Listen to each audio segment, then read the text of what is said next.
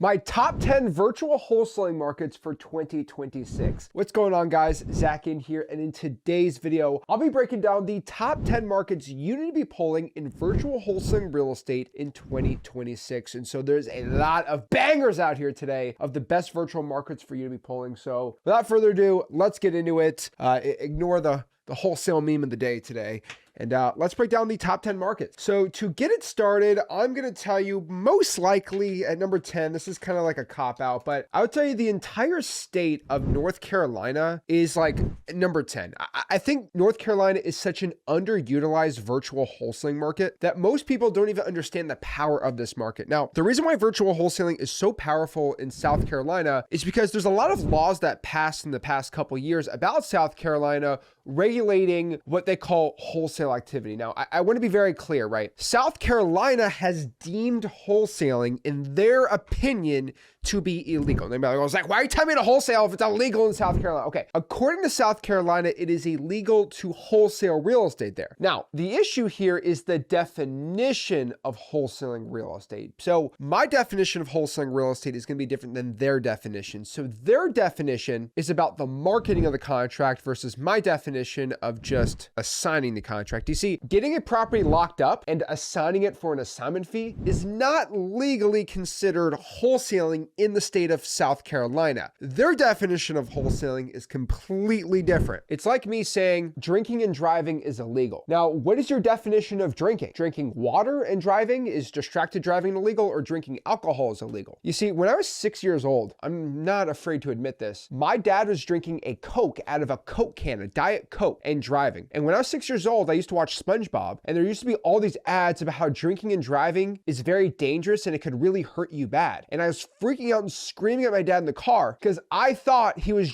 drinking like Diet Coke, like drinking anything, because I didn't know what alcohol was, would get him in trouble and make him crash his car. And until I was like 10 years old, I didn't really realize it. Now, I know that's really embarrassing probably to say, and a little TMI, but the point of this is the definition versus the word is different, right? I mean, the word wholesale is going to be different all over the country, right? And so this has made this like weird little thought that you can't even do an assignment of contract in South Carolina, which is not true at all. Now, my favorite part about South Carolina, and the best like myth busted about this, is in the state of South Carolina, you have to use an attorney to close a real estate transaction. Now, this is actually way more powerful because you have to use an attorney in the state of South Carolina to close a real estate transaction. It's going to be very difficult for you to illegally wholesale there. So everybody tells me, oh, you're going to wholesale illegally. So I'm using an attorney, and an attorney who closes thousands of real estate transactions a year is going to be okay with me doing something illegal. Yeah, I highly doubt that. And so most people do not want to wholesale in South Carolina because they believe it's illegal, when you just use an attorney and close with a real like legitimate attorney and go from there. See, all these real estate wholesaling influencers, right? They actually aren't lawyers. I'm not a lawyer. I'm not giving you legal advice. I'm telling you, use an attorney in South Carolina to close. And so pretty much all the markets are great. I love Myrtle Beach. Charleston's okay. Columbia, Spartanburg's really good. Greenville's absolutely amazing. And so all of South Carolina is actually really good for wholesaling because the competition isn't really insane. Now, the next market it's a little bit of cheating. Okay. So you might get mad at me, but this is just something I think this is crazy. And this is the first time I've ever said this on a YouTube video, this specific market, but it's what I call the 3 S's, or the 3 Springfields. For some really weird reason, there are 3 markets that are absolutely banger virtual wholesaling markets that nobody ever goes after. And this is Springfield, like specifically Springfield, Ohio, Springfield, Massachusetts, and Springfield, Missouri. The 3 Springfields are by far one of the best virtual wholesaling markets. And so we can break them down really quick. If I go to Springfield, Missouri, it is a really awesome underutilized market in Missouri. Very nice, cheap median home prices, and not a lot of virtual wholesalers. If I do Springfield, Massachusetts, it's very cheap in a market that absolutely sucks for virtual wholesaling. Most of Massachusetts sucks. And if you do Springfield, Ohio, really all of Clark County, it's right outside the Dayton metropolitan area and Columbus, Ohio metropolitan area. Super underutilized. Number 8 is going to be Fayetteville, North Carolina. One of my favorite virtual wholesaling markets because the population is insane. I literally go out here to the Cumberland County. There's over 334,000 people, and the median home price isn't bad at all. Absolutely love Fayetteville, North Carolina. A lot of people people think it's illegal to wholesale in North Carolina too, which is like ridiculous to me because it's also an attorney state, kind of like South Carolina. I mean, Apex, North Carolina is really good too, but absolutely my favorite virtual wholesaling markets. Next here is Tulsa, Oklahoma. The thing about Tulsa, Oklahoma is not a lot of people actually wholesale there. And the reason why it's been such good and it's had a great resurgence lately is because of this law in Oklahoma that's making it harder to wholesale real estate. Now, double closing is pretty much good there. If you have the right title company, they'll let you wholesale and do assignments there. Maybe you got to double close on it. But what I highly recommend for Tulsa, Oklahoma is get the right title company and you're gonna be able to wholesale compliantly with them. Make sure you follow all your state's laws and do all that. I mean, talk to an attorney at a title company, but this is one of the best ones because not a lot of wholesalers want to wholesale in Oklahoma anymore. They think it's illegal, which is like ridiculous to me. But there's a lot of people who do assignment of contracts in Oklahoma. Literally ask them in the community and you're gonna be good to go. Did I mention I have a free real estate wholesaling course in community? It's called freewholesaling.com. If you join there, I'll teach you how to do it completely 100% for free. The median home price in Tulsa, Oklahoma is about $217,000, which is really cheap. And the population is 415,000, which is actually way more than Fayetteville, North Carolina. So like amazing area.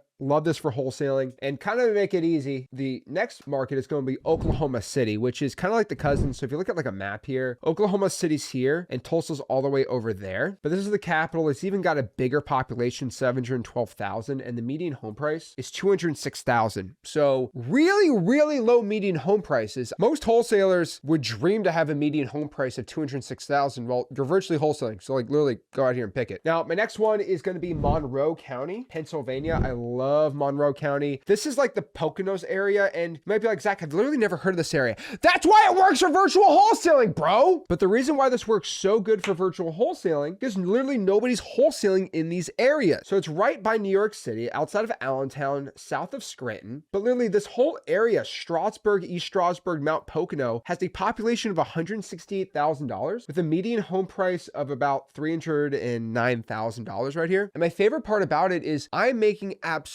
banger assignment fees. I mean, where I'm talking about $40,000, $50,000, $60,000 deals in this small little area because there's virtually no competition in the area. Now, number 3 here is going to be one of my absolute favorite markets, and this is going to be Norfolk, Virginia. Now, Norfolk, Virginia is a big industrial, like military town, population about 231,000. And when I say Norfolk, right, I'm talking if you go Norfolk, Chesapeake, Virginia Beach, and then Hampton Roads area, Newport News. So like this whole little area right here, absolutely amazing. A ton of buyers. A lot of virtual wholesalers don't want to even go in this area, so it's absolutely amazing. And what I'll tell you is most people don't even go after this area, which is just, it blows my mind because the median home price is a little higher. There's just $50,000 deals just coming up the wazoo here, so I highly recommend it. Number 2 here is going to be the Florida Panhandle. So the whole Florida Panhandle region is really going to be Escambia County right here, which is going to be Pensacola. Yeah, I think that's Destin, right? Is that Destin? Yeah, that is Destin. Okay, cool. The whole Pensacola area, Panama City, like usually all these little areas, Niceville, Crestview is really good. Milton's really good too. This whole little panhandle curve right here is absolutely amazing for wholesaling. And again, it's because most wholesalers don't want to go after these areas. Now, but Zach, what about like Tallahassee? You mean Tallahassee, okay? And yes, I'm a big Florida Gators fan. I went to the University of Florida. But to be fair, as much as I hate the FSU Seminoles, it's actually a pretty good college. Tallahassee absolutely sucks for wholesaling. And I wish I could just tell you, oh, you know, I've tried